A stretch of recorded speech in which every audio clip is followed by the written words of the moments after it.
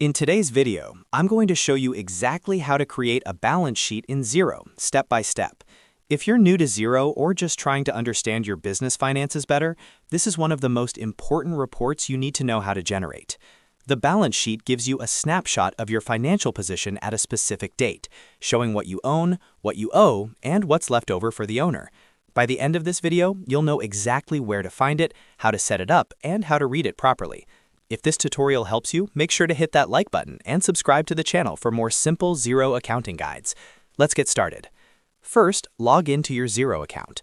Once you're inside your dashboard, look at the top navigation menu. You'll see several options like Business, Accounting, Projects, and Reporting. To create a balance sheet, click on Reporting in the top menu. This is where all your financial reports are located.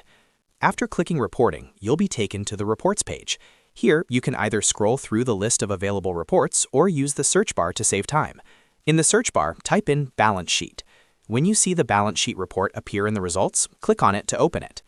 Now you'll be inside the balance sheet report screen. Before generating the report, you need to choose the correct date. The balance sheet works as of a specific date, meaning it shows your financial position at that exact point in time. Look for the As of Date field near the top of the report. Click on it and select the date you want.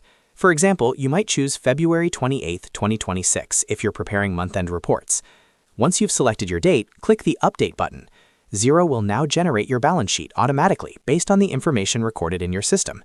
And that's it. Your balance sheet will appear on the screen.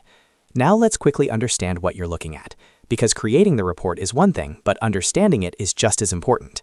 At the top, you'll typically see the Assets section. Assets represent what your business owns.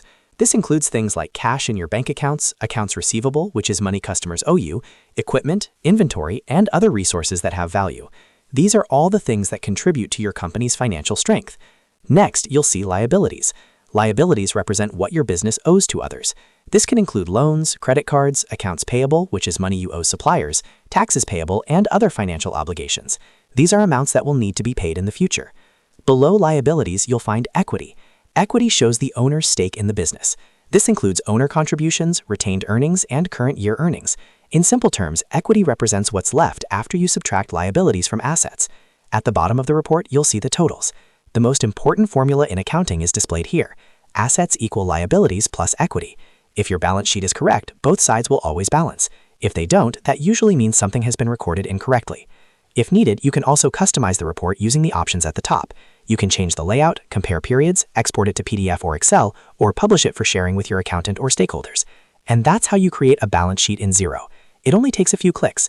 Go to Reporting, open Balance Sheet, choose your As of Date, click Update, and review the results. Simple, fast, and extremely important for managing your business finances. If this video helped you understand how to create and read a balance sheet in Xero, make sure to like this video and subscribe to the channel for more step-by-step Xero tutorials.